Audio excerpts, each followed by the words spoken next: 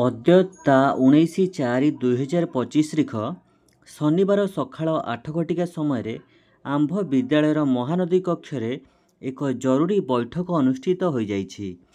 ଶିକ୍ଷାର୍ଥୀମାନଙ୍କର ଶିକ୍ଷାର ସର୍ବାଙ୍ଗୀନ ଉନ୍ନତି ଓ ଗୁଣାତ୍ମକ ଶିକ୍ଷାର ପରିପୂରଣ ନିମନ୍ତେ ଚଳିତ ବର୍ଷର ପ୍ରଥମ ଶିକ୍ଷକ ଅଭିଭାବକ ବୈଠକ ଓସେପା ଚିଠି ସଂଖ୍ୟା 4448 CM 2025 ତା 10/4/2025 ଅନୁସାରେ ଅନୁଷ୍ଠିତ ହୋଇଯାଇଛି।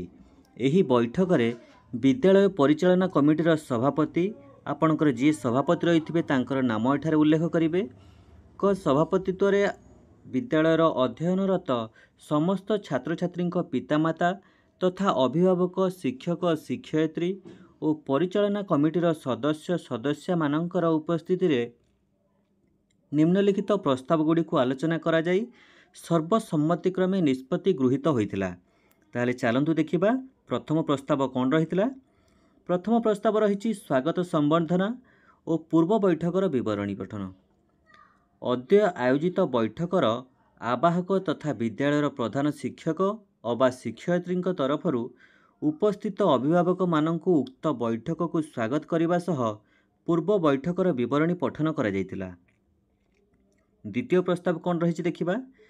ଶିକ୍ଷାର୍ଥୀଙ୍କର ସମଗ୍ର ସାମଗ୍ରିକ ବିକାଶ ନିମନ୍ତେ ପିତାମାତା ତଥା ଅଭିଭାବକମାନଙ୍କର କର୍ତ୍ତବ୍ୟ ଓ ଦାୟିତ୍ୱବୋଧ ସମ୍ପର୍କରେ ଏକ ସମୀକ୍ଷାମୂଳକ ଆଲୋଚନା କରାଯାଇଥିଲା।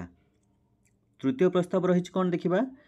ବିଦ୍ୟାଳୟ ପାଇଁ ସରକାର କରିଥିବା ଭିନ୍ନ ଭିନ୍ନ ଯୋଜନା ଉପରେ ଆଲୋଚନା କରାଯାଇ ଶୈକ୍ଷିକ ଓ ଶିକ୍ଷାଦାନ ଶୈଳୀ ଶିକ୍ଷଣ ସାମଗ୍ରୀ ଏକାଡେମିକ୍ କ୍ୟାଲେଣ୍ଡର ବୈଠକରେ ଉପସ୍ଥାପନ କରାଯାଇଥିଲା। ଏହାପରେ ରହିଛି ଚତୁର୍ଥ ପ୍ରସ୍ତାବ କ'ଣ ରହିଛି ଦେଖିବା। ସମସ୍ତ ଅଭିଭାବକମାନଙ୍କୁ ପୂର୍ବରୁ ସୂଚନା ଦିଆଯାଇଥିବାରୁ ସମସ୍ତେ ପ୍ରାୟ ଉକ୍ତ ବୈଠକରେ ଯୋଗ ଦେଇଥିଲେ। ଖରାର ପ୍ରକୋପ ବଢ଼ୁଥିବାରୁ ପିଲାମାନଙ୍କୁ କିପରି ପ୍ରଚୁର ପରିମାଣର ପାନୀୟ ଜଳ ସହ ORS ଯୋଗାଇ ଦିଆଯିବ ସେ ବିଷୟରେ ପ୍ରସ୍ତାବ ଆସିଥିଲା। ଏହାପରେ ରହିଛି ପଞ୍ଚମ ପ୍ରସ୍ତାବ। ଗ୍ରୀଷ୍ମ ଅବକାଶ ପାଇଁ ପିଲାମାନେ କିପରି ଘରେ ରହି ପାଠ ଉପରେ ଧ୍ୟାନ ଦେବେ ସେ ବିଷୟରେ ପ୍ରଧାନ ଶିକ୍ଷକ ଗୁରୁତ୍ୱ ଦେଇ ବୁଝାଇଥିଲେ ଏବଂ ପିତାମାତା କିପରି ଭାବେ ପିଲାମାନଙ୍କୁ ତଦାରଖ କରିବେ ସେ ବିଷୟରେ ମଧ୍ୟ ଆଲୋଚନା ହୋଇଥିଲା। ଏହାପରେ ଆସିଲା ଷଷ୍ଠ ପ୍ରସ୍ତାବ। ଏହି ବୈଠକ ପାଇଁ ଗୋଟିଏ ବ୍ୟାନର ସହ ମୃଦୁ ପାନୀୟ ଚାହା ଓ ଫଟୋ ପାଇଁ ଯାହା ଖର୍ଚ୍ଚ ହୋଇଛି ତାହା ସରକାରଙ୍କ ଅନୁଦାନ ରାଶି 750 ଟଙ୍କା ଖର୍ଚ୍ଚ ଭରଣା କରିବା ନିମନ୍ତେ ସଭାରେ ସର୍ବସମ୍ମତିକ୍ରମେ ନିଷ୍ପତ୍ତି ନିଆଯାଇଥିଲା।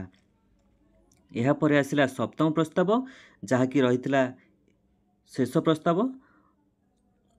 ପ୍ରଥମ ଓ ଦ୍ୱିତୀୟ PTM ପରେ UC 25/8/2025 ହେବା ସହିତ CRCCଙ୍କ ଜରିଆରେ ଅଫିସକୁ ଏହି ବୈଠକର ରିପୋର୍ଟ ତଥ୍ୟ ଆଜି ଦେବାକୁ ନିଷ୍ପତ୍ତି ନିଆଗଲା। ସମସ୍ତ ପିତାମାତା ସଭ୍ୟ ଓ ସଭ୍ୟାଙ୍କର ଦସ୍ତଖତ ଗ୍ରହଣ କରାଯାଇଥିଲା।